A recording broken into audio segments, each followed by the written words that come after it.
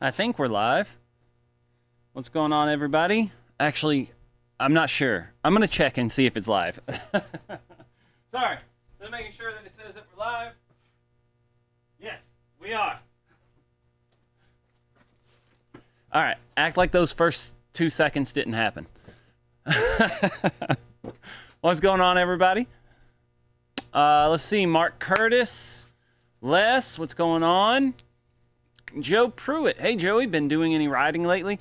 I haven't had a chance to ride very much lately. But man, I hope I get some in soon. I got to ride.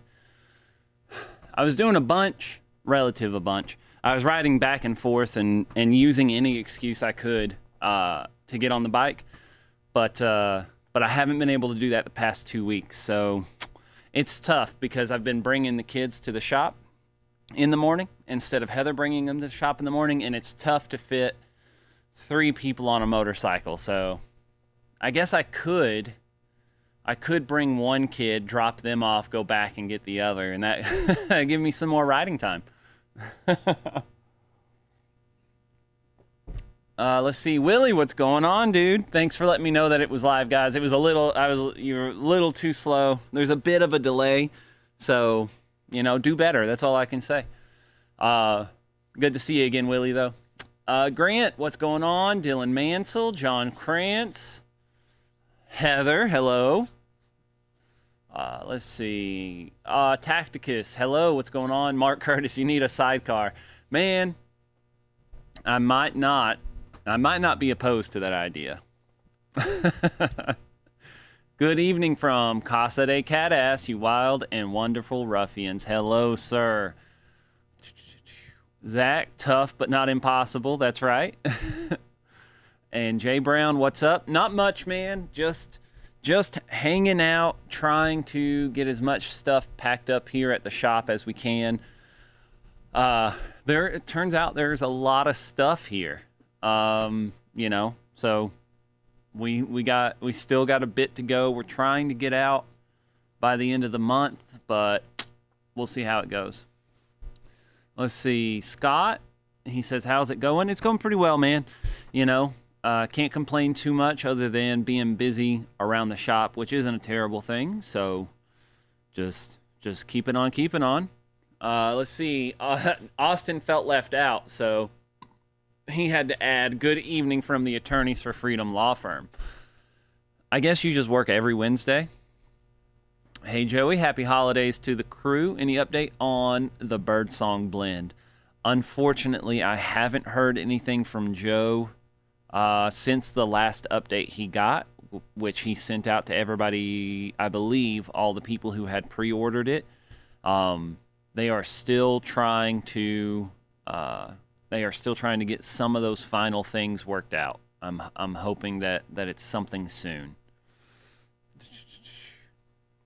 Oh, never mind. Heather's chiming in right there. Got a text yesterday from Joe. He said they were super close to shipping out. Excellent. Glad to hear it. Scott says, I can help take away any and all extra ammo. I bet you would. I appreciate the thought. That's very kind of you.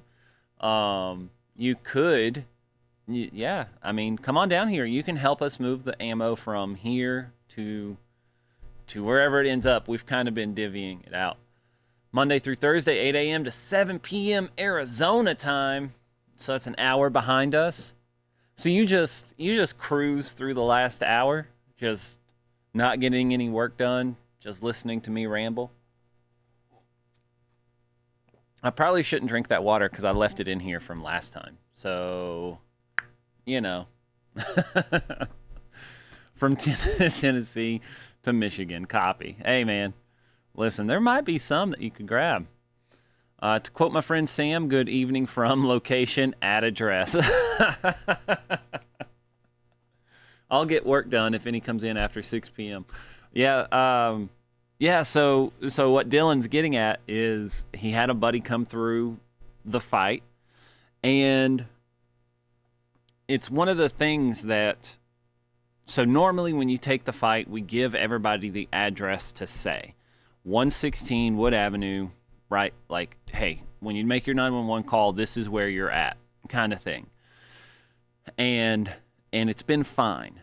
But then I had a student tell me that they were making a 911 call, and they went to say, I'm at 116 Wood Avenue. They fixed it. They didn't end up saying that to the 911 operator, but they were close to saying it. Or maybe they started it and they had to fix it. I can't remember the ins and outs of it necessarily. So now, when I teach the fight, I tell everybody, like, hey, if you want an address to use, 116 Wood Avenue is where you're at. But I don't want you to train yourself to say that every single time. So anyway, that's that's what Sam did. He would say, I am at location at this address. Let's see. Let us know what strange things you find, or maybe not. You know, I think we have found most of the strange things. You know, we've a few times now have kind of dug through stuff and tried to, you know, we've been selling it to alumni, putting it out on that table, things like that, because we've known for a while that we needed to get out of this building. We've just been taking it slow until the front almost fall off. So now we're trying to take it much quicker. So I think we found most of the crazy things. But man, yeah, if the next time a crazy thing pops up, you best believe we're gonna put it on the social social media. Or in Martin's case, I am Martin and I am the victim. Yeah. Yeah, I've got his ammo setting out waiting for Lewis to come pick it up. And all over the side of the box, it says Martin Z. German. What's up, Rocco? I know I'm doing well. I hope you are as well. One student gave his home address during the scenario. Yeah, he did. But I knew none of us would remember it. I had a half a thought of, like, I should try to remember that. Like, I thought about asking him to repeat it so I could try to remember it, and then send him like a sticker or something like that. Like, hey, congrats on finishing the class. Adam Hall, once again, good to see you. We just got to hang out on Monday. You guys missed out on the Patreon stream that we ended up doing another one since we couldn't do a member stream. And yeah, we got into the weeds over some nerdy shit. It might have been the most nerdy Patreon stream had ever been. Found the monster holster again. Yeah, forgot it existed and found it while packing. Yep, we found the NSR monster holder for a rehab. What's going on, Gary? Hello, sir. Nice to see you, sir. Thank you for tuning in. Yeah, guys, throw something at me, because I don't really have a whole lot to rant or rave about today. Not too much has been going on. Didn't get a notification of the Patreon stream. Wonder if you're still a member. Yeah, man. You should go check that out. So I don't know. I'm not a patron for anybody, so I've never really used it that much. So I don't know how it notifies you, because I made a post about, I don't know, I guess it was probably about 4 hours before the stream started. I just put a post on the Patreon page with the link and stuff like that. So I don't know, does it normally notify you when a new post is made on the channel? Either way, go check it out, because we'll be doing another one in 2 weeks. Though on the Patreon stream, we did talk about this. I did find out what YouTube was striking us for. And I was just looking at my phone because I need to check the date. I have another week, I think, to appeal it. But basically, the thing that they put against our channel for demonetizing it is reusing content. So when you look at their guidelines for that,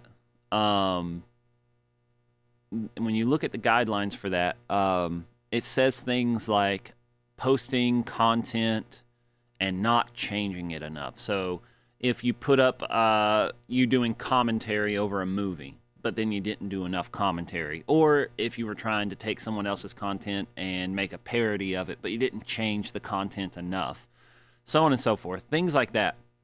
And so the only thing I can think is, because the channel used to be James Yeager, and we still have all the old videos of James up there, and now, we're doing it. The only thing I can think is that they're striking us since we changed the channel name. And anyway, long story short, I hope that when we appeal it, I think we'll be able to make a case, because James started the channel like, yes, it was his personal channel, it was called James Yeager, but the reason he started it was for tactical response. It's always been a tool for the business. And so I think that we'll be able to appeal it. I'm hoping so, at least. There's no telling. I have more hope about this, because if it was just like, if when I dug into it and it was like, yeah, you can't do any of that gun stuff, that's much harder. That's much harder to fight. So anyway, that's kind of where we're at with the monetization stuff. Usually there is a notification, but Patreon was having issues last night. Yep, I remember. It might have been you that was talking about it. Someone on the Patreon stream last night was talking about how Patreon was like all the way down or something like that, right before the stream started. So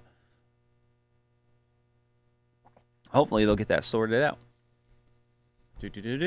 Let's see what else. Yeah, throw something at me, guys. Like I said, I ain't got much to rant and rave about.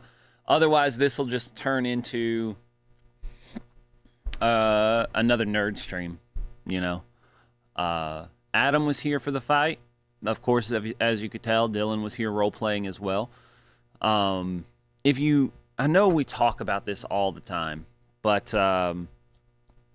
if you have not role-played for the fight, you should. It's a lot of fun, especially in a class like we had this past time. We had like 6 students.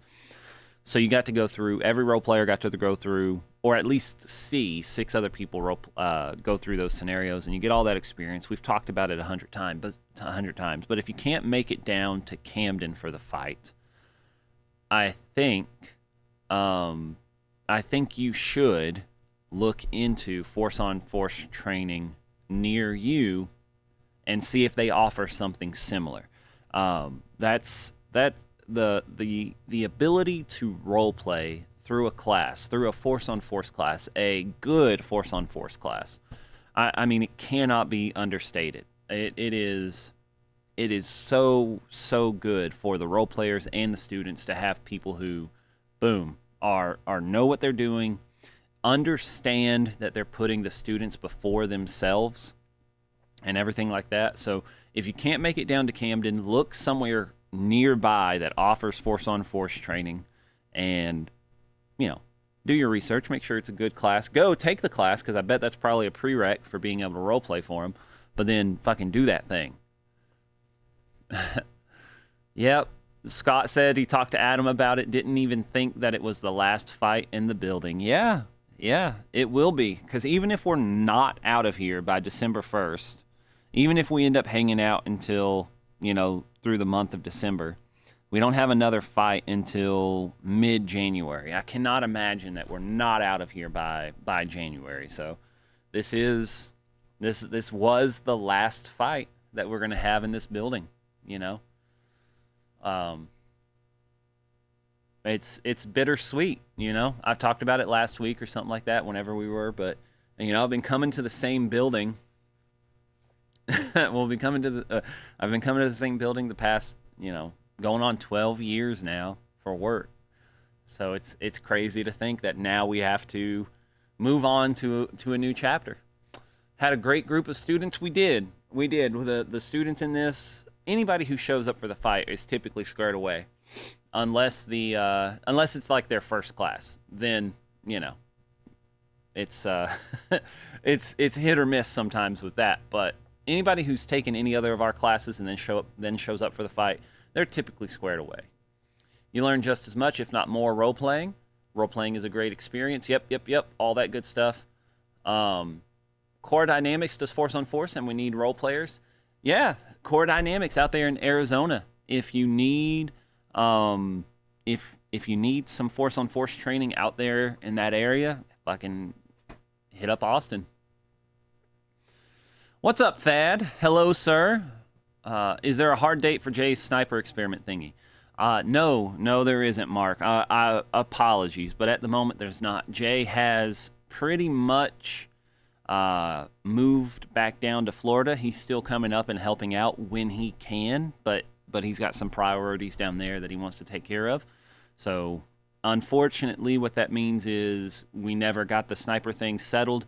If you guys are interested in something like that, I would hit Jay up and let him know. Like, I bet if he had 10 dudes message him and say, yes, we want it, especially if you can get like a group chat together. So you could say like, yes, we will put a deposit down for this thing and so on and so forth. You could probably hit Jay up through there and you could probably start getting something worked out there. Yes, we do need to set something up for a group to head out there to Core Dynamics. I agree. Heather says, oh, we'll be out of there by December 1st. All right, listen, maybe I agree with you, but we'll see. What if I just choose to break my leg right now so I don't have to be out of here by December 1st? Brian, thanks TAC Response and crew for this content and keeping going. Hey, man, not a problem, dude. We're trying to just keep on spreading the good word. That's all we can do. What's the plan for future classes like the fight and medical that were at the shop?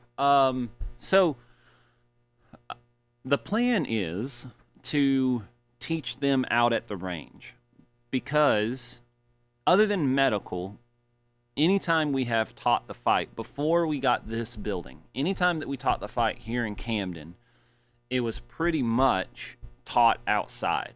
The picture for the fight is from one of our old locations where we taught it out in the half alley behind the shopping plaza thingy that we were in at the time, up there on Main Street. So we can do it. It is not ideal. The shoot house is definitely better than doing it that way, but we can make it work. Luckily, we have the not makeshift shoot house, but the shoot house out there on the range that we've used for the live fire stuff. We can purpose that for the fight that way. As far as medical goes, that one's tougher. We've taught that outside as well. Then fight in the goat barn. I like it. We've taught that one outside as well, but it is a little bit tougher, but we'll see what we can do. If we can get another, just a quick pop-up building out there on the range, something we can use as a classroom, then that would be great. If not, then we'll just teach it outside. I mean, that's just what we'll have to do. The alternative is we hang out in this building for a little longer than we need to, and the front falls off of the building during some winds, and someone's car gets damaged or someone gets hurt from a piece of the roof collapsing or something like that, So I would rather just take the L on teaching the immediate action medical outside and not have to worry about that stuff happening. Looking to take pistol again when I bring my mom and wife next year. How do I get the half off of the classes in Camden? That's from Nick. So Nick, if you give us a call, you can always call the main line, the 676-2041 number. We can process it over the phone. You can send an email, and we can send you an invoice through there. We can send you an invoice through text message, anything like that. But unfortunately, we don't really have the option. I guess we do have an option for doing it online. You could buy $300 worth of layaway and then just send us an email saying, like, hey, I just bought this much layaway, and I want to put it toward this class. I am an alumni. This should cover it, kind of thing. So if you don't feel like talking to us through phone call or email, that is an option for you. I don't know if you're a millennial or not, The fight in the goat barn. I already talked about it. Remember when I took the fight way back in the day when it was at the old red shop and the wore out house behind there? Yeah, there was that old abandoned house back there behind the red building. I didn't work for Tactical Response at the time, but I worked for Special Operations Equipment, SOE. And so I remember like I'd carry gear back and forth from the building on the hill to the building down there. Awesome. Tourniquet applications in the rain. Gotcha. Yeah. I mean, if that's what we got to do, that's what we got to do. No, no, we are talking like at the very least we could, we could set up. We've got those covered bays. We got a covered bay where the shoot house is at, out there on the range. We could stretch a tarp across that if we had to, so on and so forth. It's not going to be very quiet, but we could do it. Let's see, Joey. We could take the front of the building off. I mean, it's damn near off anyway. Yeah, I mean, you're not wrong. I don't know. I don't know enough about this to be able to give you my opinion on it. Like, if we take the front off, so basically that paneling that's there, what do we put up to replace it to protect the, the insulation and stuff like that, and from the rain and so on and so forth? I don't know. But listen, you give me something and I will think about it. Let's see. Yep, Nick, no problem, man. I hope that helped. Let's see. Everybody saying hi to each other. I will never forgive Sam for things he did in the shoot house, but good Lord, my arm hurts from that 8-turn tourniquet application. Yeah, man. Listen, friendships are tested. It's one of those things where it's a double-edged sword of role playing for your friend, because that's where the truth comes out. Sometimes they'll say something along the lines of, it's not worth it to get involved, and and then you have to think about what this person means to you. A billboard of Tim on the moped goes up to replace it. Yeah. Had a long drive home for sure. I bet you did. Man. When a student puts a tourniquet on me, I get sad when it doesn't hurt. Yeah, it is tough, man. I don't know what it is, and I've talked about it before in immediate action medical. The 2 or 3 times I've taught the class,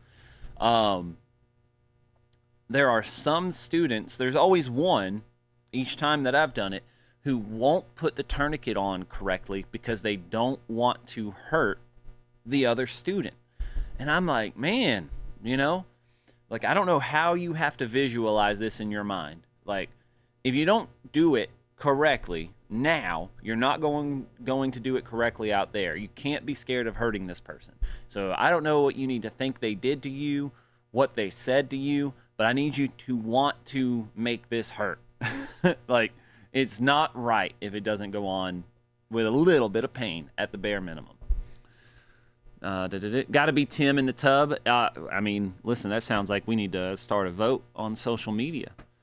He learned most of the lessons. Sam's new nickname is Second Crime Scene Sam. That's too long. That's too long for a nickname. It's not worth it. Yeah, sometimes, man. Sam put that tourniquet on like he needed to stop the bone marrow from coming out. Yeah. He did, dude. He did. And then, you didn't get to hear this part, I don't think, but he had to put a tourniquet on himself at one point, and, he got it all cinched up, and he was cranking it, and he was turning it around and stuff, and he couldn't get another turn out of it. Like, he was fine where he was at, but he said, I got to make up for what I did to Dylan, and he just forced, I thought he was going to break that tourniquet. Just forced another turn to get it seated. We see that in Force on Force all the time. Student leaves it loose. I didn't want to hurt the role player. Yeah, you can't have that going on. You can't. Again, I know you know this, and I'm sure you address it in when it happens. But man, if you don't do it now, you're not going to do it out there. And the fight always, to swap from tourniquets, the fucking scan. I don't care if you agree with the 360-degree scan. I don't care if you do the little peekaboo over your shoulder, what have you. But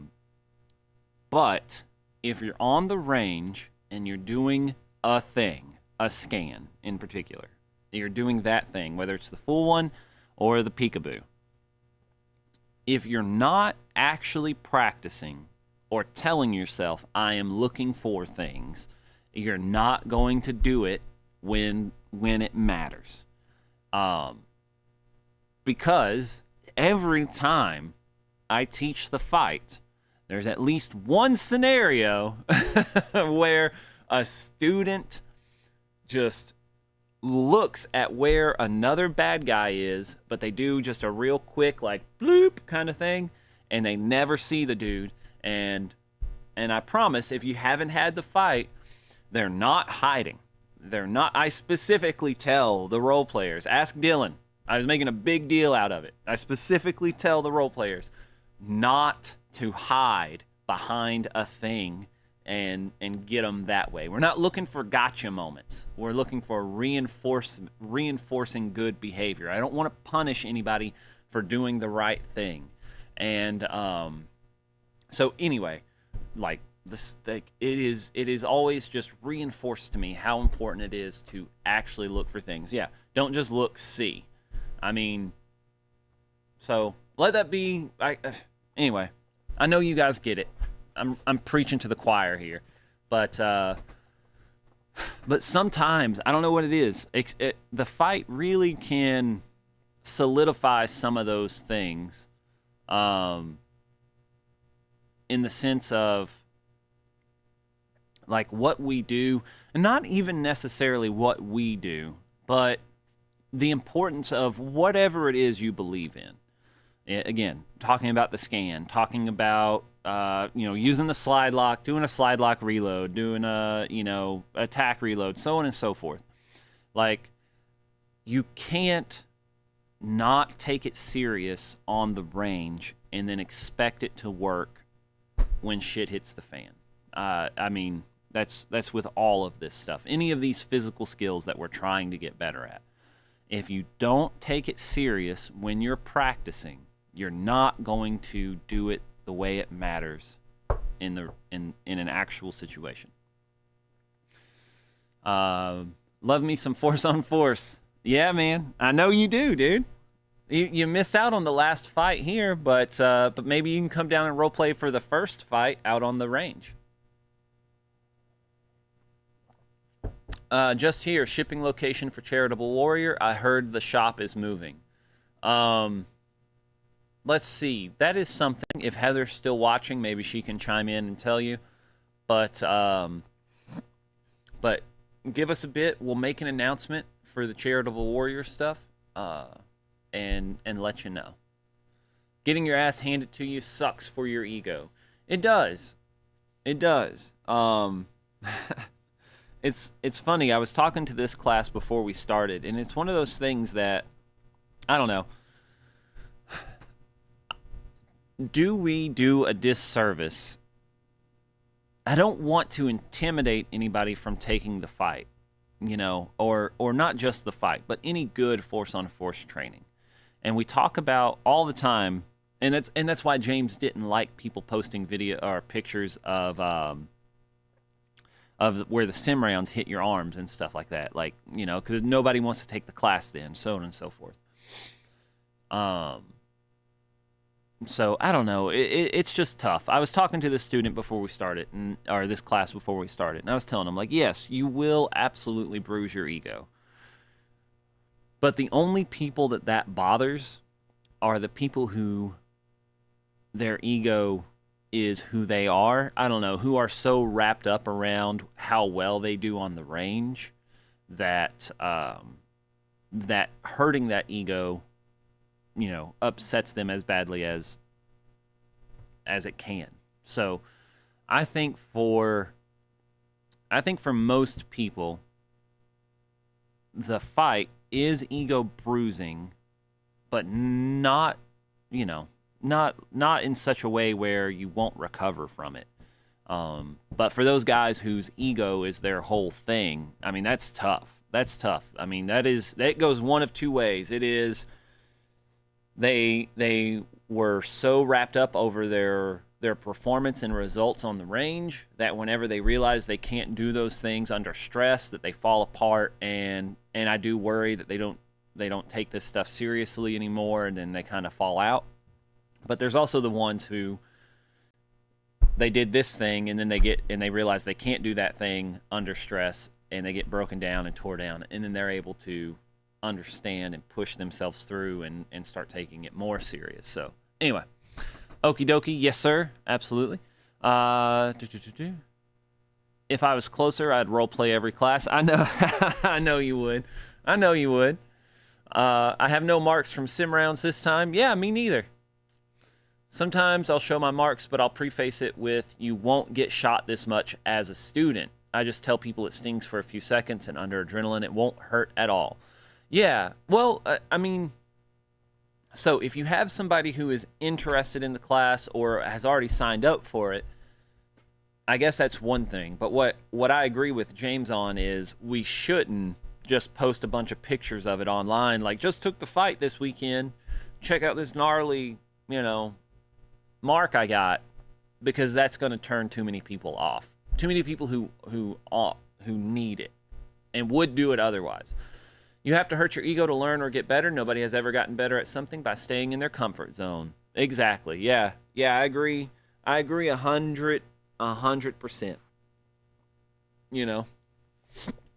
I just wonder, is talking about how much the fight sucks for your ego, or how much is it in the same vein as the physical pain as well? Like, if we talk too much about how you're going to get shot and it's going to hurt, and look at this welt I got, and this one is a scar from the class back in 2009, some dude shot me in the hand, so on and so forth.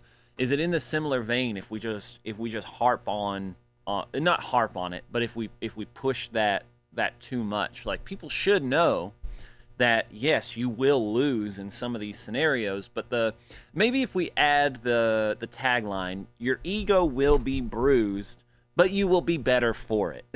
like maybe that's something that I'll start saying, or what have you, But I guess I'm just thinking about it because I can't tell you how many times in just the past 3 years, that I've had students in class say things like, I almost didn't sign up for this class because you guys are intimidating, or because of a video I saw, or because of, X, Y, or Z, what name you. Yeah, and it's not just, I'm not just worried about pushing people away from signing up for our classes. I'm just worried about, there are people out there who are right on the edge of committing to making themselves a better human being, and I just don't want to push them the other way. So that's where all this is coming from. I loved that Sam didn't ask me about skills and tactics after class. He talked about his responsibilities and how he wants to protect the people he loves. Just not you.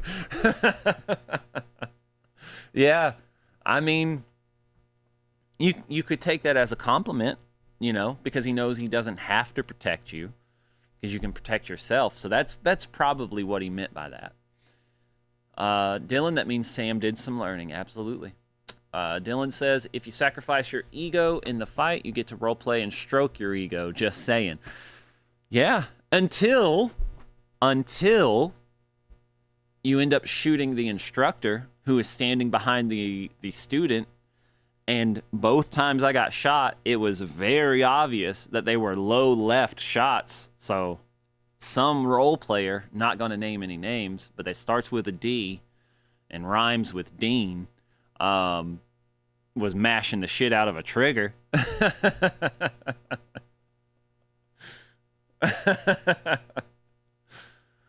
Sometimes I say force on force is like working out. It sucks while you're doing it, but it makes you better. Yep, absolutely. I can't believe that is what keeps people from taking the class. It doesn't hurt that damn bad, and if your ego is that important, they ain't gonna train anyway. Right? I can definitely understand that mindset. We need to scrape together one more fight before y'all move. Hey, listen. I mean, we're running out of time. If Heather's time schedule is going to be kept, we've got approximately 10 days to do another fight. So you get some people to show up for the fight. By the way, I had to convince him. He said it's not worth it. Yeah, well, to be fair, he didn't say it's not worth it. He said it's not worth getting involved. So I don't know which one's better or worse. And Dean says it was an accident. I know it was an accident. But listen, as Tim would say, I was that 4-year-old with an ice cream cone or whatever he talks about, you know? And you just hit that 4-year-old. Me. Hurts less than a bee sting. Yeah. Yeah, it does. I don't think we have to twist Joey's arms too hard to get him to put on another class. Yeah, not at all. Not at all. Bring it on. Listen, I don't care if you guys as alumni just were like, hey, let's all head down there on this day. You've got, what do we got going on? I'll tell you.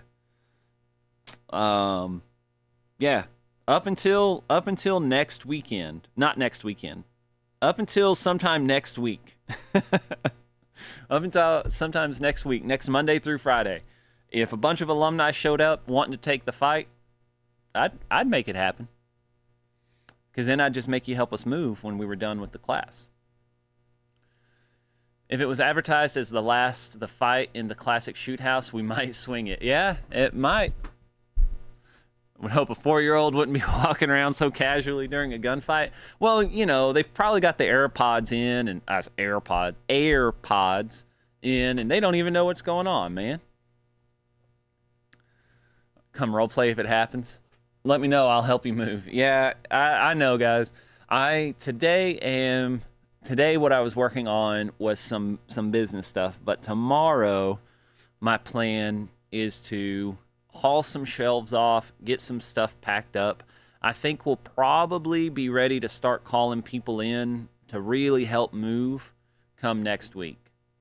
You know, I think we'll have most of the stuff in piles where it needs to go, boxed up, labeled, all that good stuff. And because I don't know about you, but I have helped people move plenty of times before, and I have no problem helping someone lift boxes and move boxes and set boxes back down where they need to go. But what I hate to do is when a buddy asks me to move, help him move, and then I show up and things aren't packed, or you know, they don't know where this is going, so just put it over there for now, we'll get it late, so on and so forth. So I don't want to be that guy. So I really would like to have an idea of where everything is going, everything kind of like in sections, so they can just be picked up and grabbed and put where they need to go. The fight is next on my list for sure. Yeah, Grant, I'm surprised you haven't got that knocked out yet, but it should be. And if it's not with us, I'm telling you, 100%. I don't know where you're at, Grant, but fucking find some force-on-force training nearby. If it's easier for you to go to them than it is for you to go to us, I'd love for you to sign up for our class. But I cannot understate how important that force-on-force stuff is. We talk about it all the time. All we do is mention how important it is all the time. So do the fight at night, since that would be way harder on the range. It might be, depending on the night. We have had some night shoots ruined because of how bright it can be out there at nighttime, depending on, you know, like if there's no clouds in the sky, that moon is so, like in a full moon, it's so bright that you never have to bust out a flashlight or anything, because you can easily make out the targets and stuff like that. So I'll just have to make people put on their sunglasses for the fight at night, if it's one of those nights. Looking to purchase a chest rig if you have one that's going to be for sale. I will keep that in mind while we're packing this stuff up, man. I'll hit you up and let you know. Having a hell of a time financially lately. So I've only been able to afford one-day classes from a local place, but I'm trying to get back up there. Hey, man, listen, I get that for sure. So no worries there, man. You let me know when your schedule is available for the fight, and we'll see if we can't work something out, man, when you're ready for it. Rocco, hey, guys and gals, how about hitting that like button? What? As always, Rocco doing my job for me. Hey, guys. How about hitting that like button? I know it sounds silly, but like a like button on videos, on live streams, sharing videos, I get it. I don't share videos either, but I gotta say it. But anyway, like all of that stuff matters so much to YouTube. Not that we matter to them apparently. So yeah, hit that like. Fucking, if you got a buddy who hasn't watched the channel before, let them know that we're over here putting out at least halfway decent content. So anyway, I would appreciate it. Hopefully after the new year our lives get better financially. I'm right there with you, man. I'm hoping so too. Paul Wilson, Evening Joey, had a great time at the medical class last Thursday and Friday. Kayla did a great job and learned so much. Everyone needs to take it, and I agree wholeheartedly. Immediate Action Medical is a part of the trifecta for a reason. You have to have that stuff under your belt. You're so much more likely to have to use it than anything else. And Kayla is very good at teaching that class. Yeah, she typically always crushes it. People tend to always leave happy. No, in fact, to pat Kayla on the back a little bit, I will say that Owen, which is a multi-alumni at this point, he came for an Intro to Pistol class. It's the first time he trained with us. He did Intro to Pistol and Fighting Pistol. And since then, he's had 6 classes total. And before we did the fight, he said that Immediate Action Medical with Kayla was probably his favorite class he's ever taken. So, I mean, she's doing something right. It's one of those things that Kayla, like, she's passionate about the nursing stuff, and you can tell that, or about the medical stuff, I should say, and you can tell it when she teaches the class. So, I'm glad that you guys had a good time. See, Adam, it's been like 2 years since you've had the fight at night. One scenario broke my brain. Everyone needs that after taking the fight. It has been a little while since we did the fight at night, huh? I didn't realize it's been 2 years though. Oh shit, yeah, I guess the last time we did it was right there before one of those alumni weekends, huh? Yeah, well, we'll see if we can't work something out. It won't be at this building, but maybe we'll have something set up there on the range by the time we get ready for it. Shit, 2 years, huh? Yeah, the fight at night is fun. The fight continues is fun. I'm curious what scenario you're talking about. You'll have to like text me or something. Got to take all them FOFs. Yep, absolutely. Let's see. Excellent, guys. Yeah, no, that's I don't know. Maybe I'll do a short talking about it tomorrow. But yeah, it is interesting to me how many people go to the range to shoot, not just in a skill-based kind of thing. Like the dude who goes to the range to only get better at competitions or to only get better at shooting out the X-ring, like that isn't the guy that I'm talking about. But the dude who goes to the range with the idea behind, or takes classes even with the idea being, I want to get better at protecting myself and the people around me. For those dudes who haven't taken a no bullshit trauma care class and a no bullshit force on force class, it is interesting to think about the number of them that are out there. And have they just not been introduced to the idea of carrying a goddamn tourniquet, or the idea of, hey, you should practice doing these things under stress, and not just the stress of someone yelling something at you really loud, or a shot timer, or so on and so forth. You should have pain coming towards you if you fuck up, like that, at least that level of stress. Thinking about using my credit to take advanced fighting pistol so people will stop asking me. Dude, listen, it's one of those things where eventually there is a typical path that people go on when it comes to classes. And when you're here enough, people just assume that you've at least had advanced fighting pistol. So it's like, I'd say that the normal path is like fighting pistol, followed by rifle, and then maybe they knock out immediate action medical in the fight, and then after that they do the advanced classes in whatever order they want. Or they do, rifle, then they're like, shit, I should have taken pistol first. And then they do pistol, then they do the immediate action medical in the fight, and then they do the advanced classes. You've been here enough, you've had enough time, you've taken enough classes. You took fighting revolver before you took advanced fighting pistol. That's fucked up. It's unusual, and uncalled for, and quite frankly, upsetting. So, fix that. Rocco says, Cadass, you're one great dude. That was the nicest thing I've heard all week, maybe month. Oh, yes, and that was Cadass offering to help Grant out. Cadass is a great dude, man. I can't tell you how awesome he is. He's a good dude. I had a pack of dogs run up to me today, and they yelled, stop, and took a sidestep. Hey, listen, if you say stop aggressively enough, I think that it's like, it's that universal. Like, everybody's going to understand it. And in every species is going to understand it. But you got to be, you got to say it like you mean it. So I'm glad you said it like you meant it. Meant it. Let's see. What else, guys? Throw something at me. Let's see. We got about 14 minutes. Hey, now, for one, same team. For two, you've seen what I can do with that. Yes, you're right. I have seen what you can do with that revolver. Now we need advanced vehicle tactics. You're not wrong. You're not wrong. That might be something we could work out.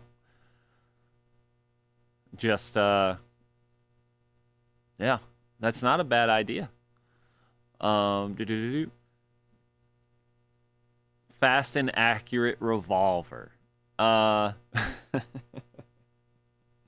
Yes, I get it.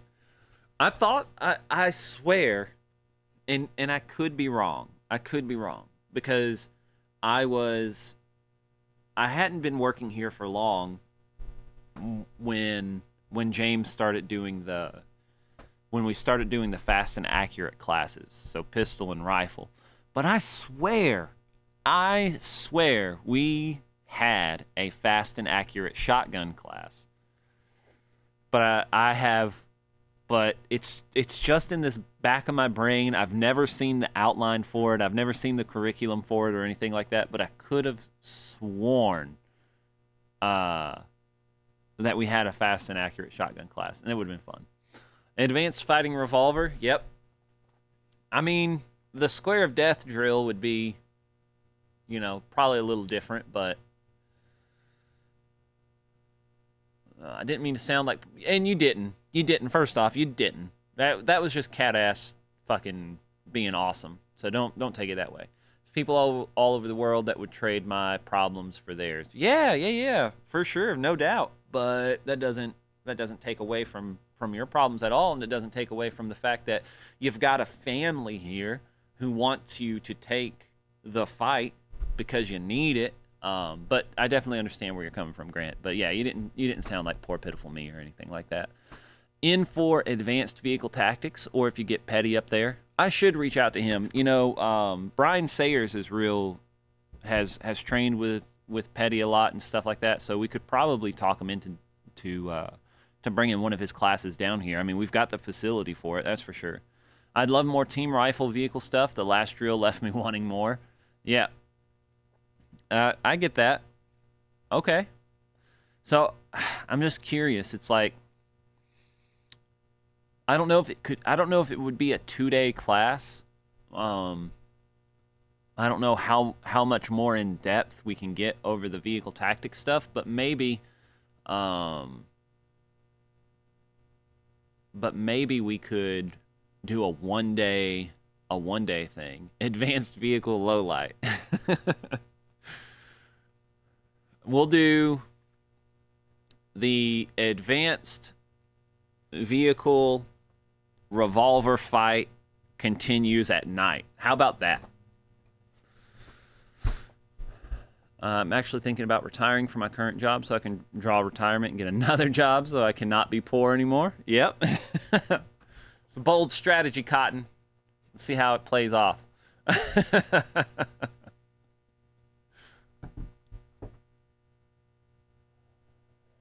Mike likes that idea. I don't even remember what I said at this point.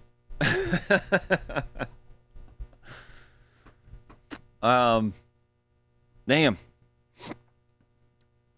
But yeah, that's the fight. Always advanced contractor. Yeah, right.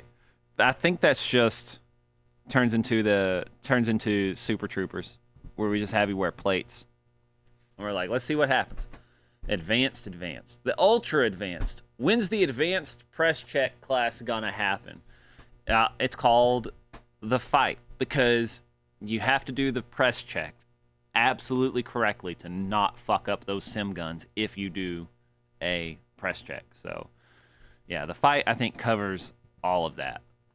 Had a dude press checked his gun before going back there, and he even said, I shouldn't have done that. And I said, you're probably right. Let's see what happens.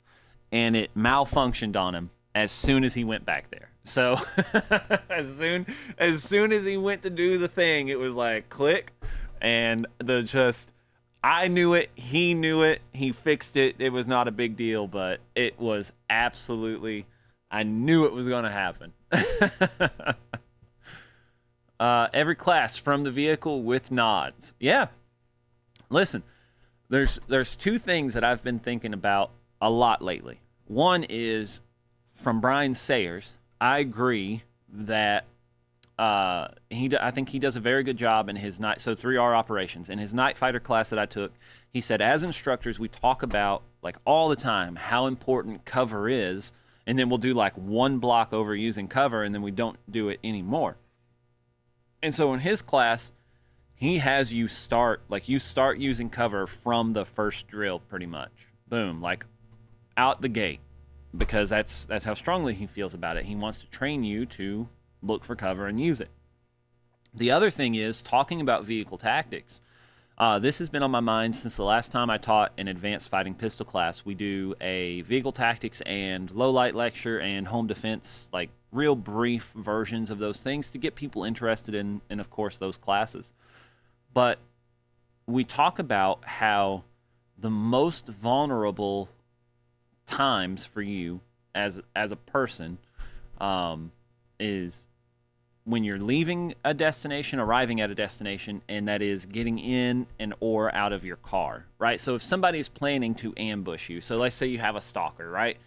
Like, if they know where you're going to eventually end up at, they don't have to really know anything else. They just have to be there when you arrive.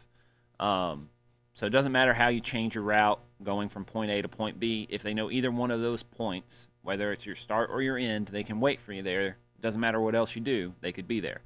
And then, of course, getting into the car and getting out of the car is the most vulnerable time for you. And so definitely been thinking about, I know that we don't do vehicle tactics very often, and I don't know, so I've been tossing around this idea of like, again, I don't know, maybe I've been thinking about Carl Wren too much, because I think he was the one at Surgical Speed Shooting who was talking about how much his one-day classes or his 4-hour classes, like his, I can't remember the term for it, but you know, basically a little seminar over a thing, focusing on a thing, how well they do and things like that. But so it's kind of mixed with that, and I feel like people need to practice it more. So like, man, what if we did not just a 2-day vehicle tactics, but what if we did like a 1-day vehicle tactics where it just covers the fucking bare necessities and gives people some practice thinking about what they're going to do when they're getting in or out of their car, when they're already in their car, because as Americans, we spend so much time in and around our cars. Like, I don't know, just it's been taught. I've been thinking about it a lot lately. Those sim guns are fighting for their lives to begin with. Yeah, they are. Need to change the O-rings and those rifle bolts. I need to do something for them. Dude, Dylan, come back down here. Fix my force-on-force guns, dude. Heather's too busy. Force-on-force is so badass. It is. You know what's really cool about teaching force-on-force or role-playing force-on-force is, as much as I love it when a student learns the lesson the hard way, right? So Dylan and them can tell you when I said, what I would say is I want them to have that soul crushing moment where they realize they should have done X instead of Y.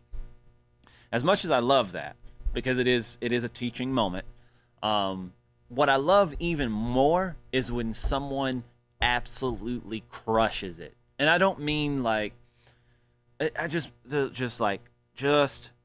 knows what to do, fucking does it, and I don't know, it feels really good when you see someone who connects the dots in all the right ways and just does the thing. So Force on Force is really badass. What classes are we doing in Titusville next year? We're doing pistol and advanced fighting pistol in Titusville, I believe in September. Transition zones. Yep, absolutely. That's the term for it. That's from Rocco. 1 day vehicle followed by 1 day building clearing would be great. Yeah. And no, fuck. Dylan, that's why I pay you the big bucks.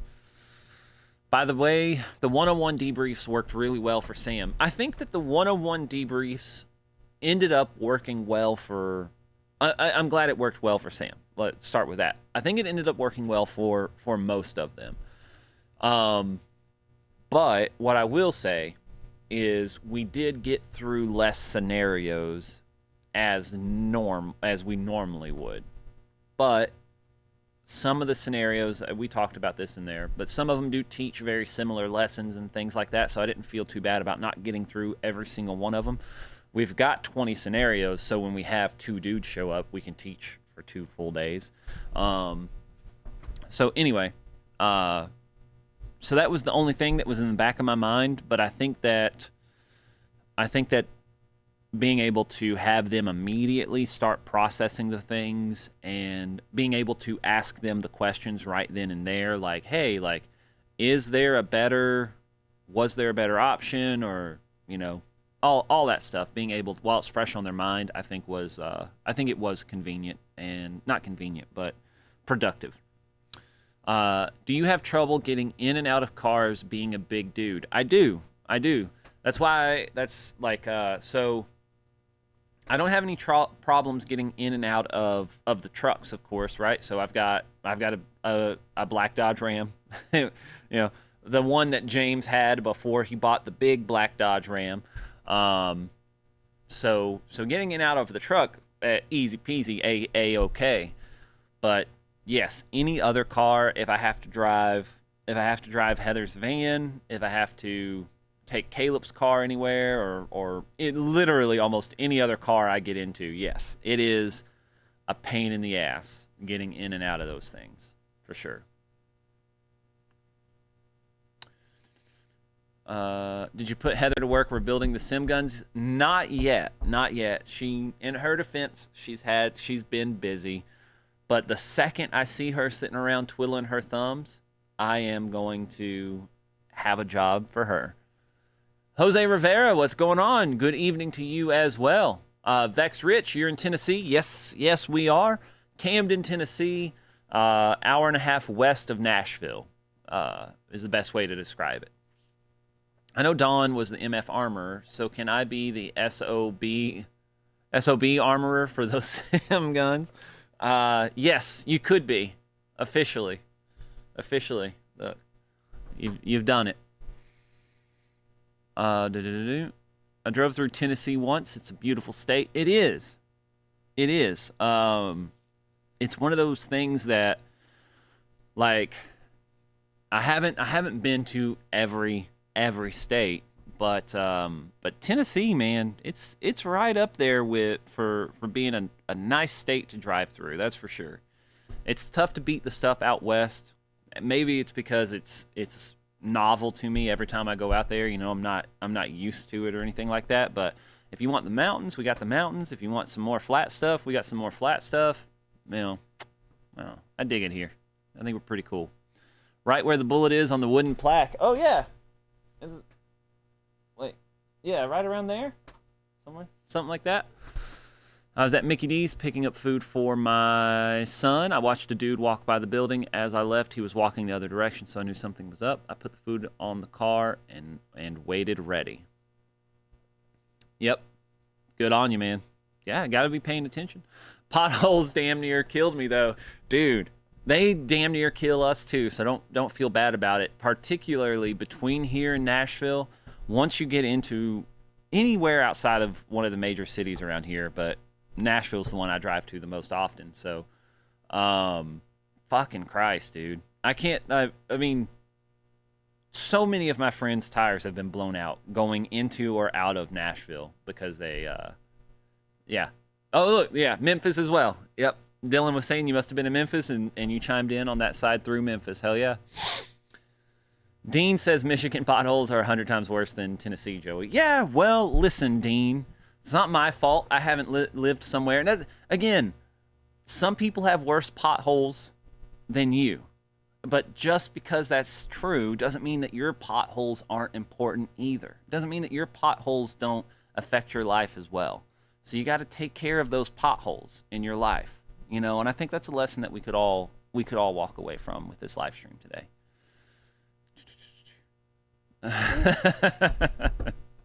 Is that 40 or 840 between Nashville and Camden that has the big ass bumps where the pavement seams are?